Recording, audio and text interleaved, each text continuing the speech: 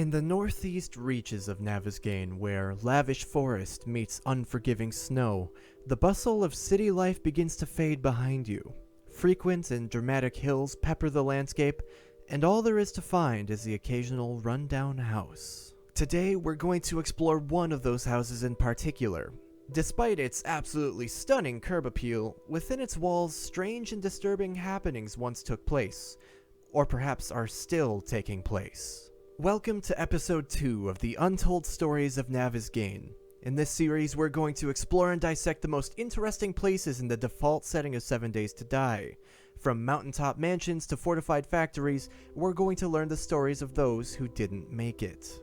Today, we find our house in question down a long stretch of horrendously litter-filled road. Maple Road, to be exact. From outside, we can already see this house has been through a lot. Given the number of holes scattered about its walls and roof, it seems more than just weather has done some damage. Since it's been left open anyway, we'll enter through the garage. There's nothing out of the ordinary in here. The car's clearly been stripped for parts. Whatever work was done with this workbench is long gone. So we'll enter the house proper. Now, this is a sight to behold. I mean, come on, who just leaves trash lying around like that? I mean, how lazy you gotta be? There's a trash can right there. Otherwise, this place has been torn asunder. Gaping holes in the walls, a terrifyingly messy refrigerator, and the second floor has all but collapsed into what was once probably a lovely living room. The windows are all boarded up tight with whatever materials were available. Somebody probably held out in here for a while. All things considered, the damage to this place looks much worse than a house left to its own devices for some time. It's quite likely whoever boarded up those windows didn't run an airtight ship and found themselves overwhelmed by the horde. Let's head upstairs and get a closer look at this damage. From up here, it looks quite possible the collapse we observed downstairs actually occurred whilst people were still holding out here. There's most of a door and a mound of boxes and crates cordoning off this section of the house from the rest. Peering through what remains of this door, we can see what was most likely the downfall of those that dwelled here. Where parts of the second floor collapsed, an accidental ramp was erected, one which led directly to a balcony outside. Stepping off of that balcony, where old charred meat can still be found on the grill, though perilous, a fearless undead creature would have no problem walking across the soffit here and banging its head against the exterior wall, until a hole granted them entry into the cordoned-off area of the house, forcing the still living to retreat. Following that hypothetical path, we find ourselves in potentially the last bastion for any survivors here. A bedroom. The clothes on the floor, mostly intact mattress, and weapons and ammunition stowed away, out of reach of any zombies that wouldn't know of their importance anyway. These all point to this not only being a safe spot, but one that was abandoned in a hurry. Either way, there's more to see here. In the closet of this bedroom, we'll find a ladder leading up. Let's climb it and see what there is to see. Up here, we'll find something possibly more scary than the zombie hiding in the rafters above. Some sort of ritual? Some sort of altar and a long-gone sacrifice?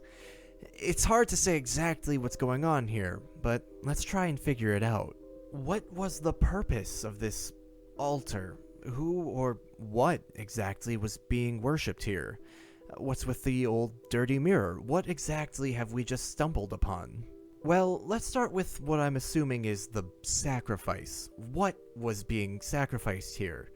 My first thought was some sort of large animal, perhaps a cow or some other common farm animal.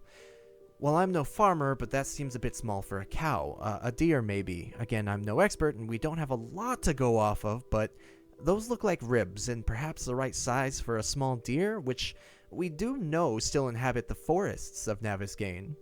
Otherwise, it could be a large human, but we simply don't have enough here to confirm or deny that.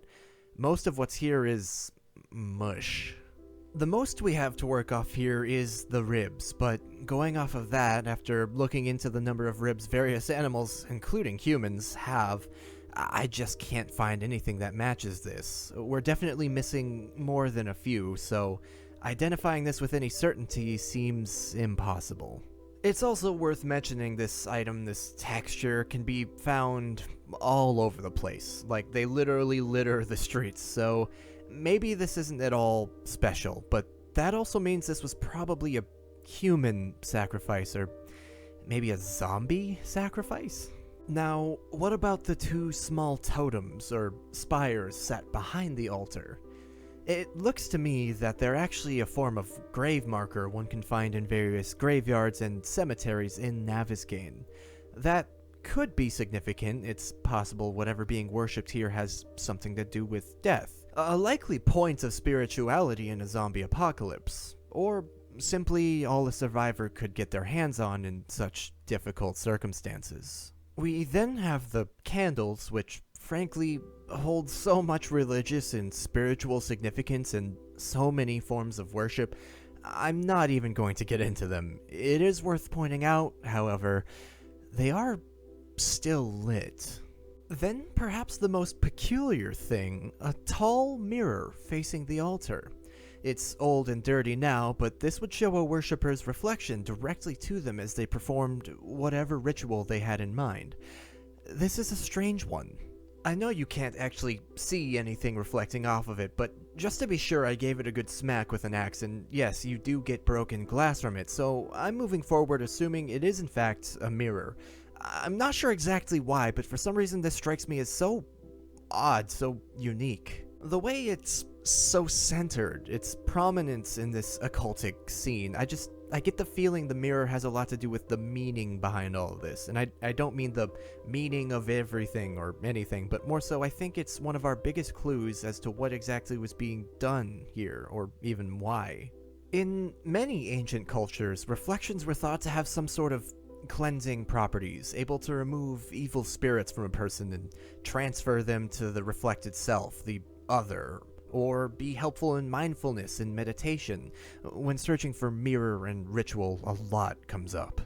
There are also a lot of creepypastas based off of this, but those are hopefully unrelated. All in all, there are some loose connections to ancient rituals in Israel, possible connections to ancient Mayan beliefs, referring to mirrors as portals of sorts, some loose connections to practices in ancient Greece, and, well, hold on, possibly the Aztecs. I spent way too long filtering through scholarly articles for that. Also, my search history might have put me on a few lists. But anyway, in Navezgane, particularly in the desert biomes, but sometimes elsewhere, we can find Apache artifacts. Well, loot chests, but we'll call them artifacts for now. We can also find an Apache burial ground in the desert. Here, a large spire-like stone surrounded by a neat ring of boulders marks the graves of, well, presumably Apaches.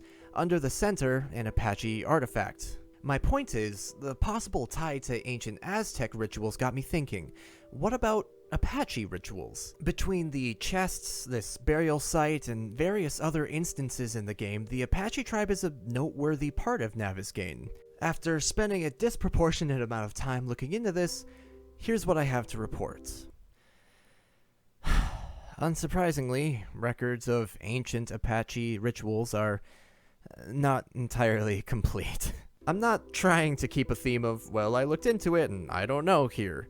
There was one interesting thing I found, though not entirely common. From what I've read, it does seem that it's possible self-sacrifices were sometimes performed during certain Apache rituals, like annual rituals, rituals pertaining to an entire year's success, rituals that were a big deal. Perhaps something like this occurred here. An Apache descendant survived the initial outbreak, bunkering down in what was either their home or one they found shelter in, saw that their time was coming soon, and decided to take matters into their own hands.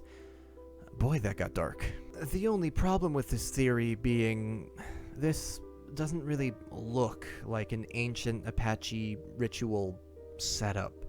If we were to rule that out, however, we're not left with much. Maybe this is some sort of strange, sacrificial, ritualistic scrying magic? A dark reflection spell?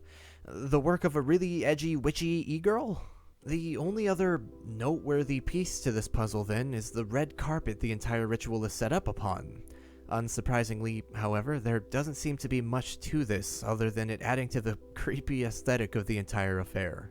Though we don't have anything too conclusive, whatever happened here, frankly, I don't want a chance getting involved with it. So I suggest we make our way back down, avoid any feral inhabitants left in this place, and head back out into the wasteland that is Navezgane. I have a feeling that somewhere out there we'll find secrets even darker than this. Until then, thank you for watching.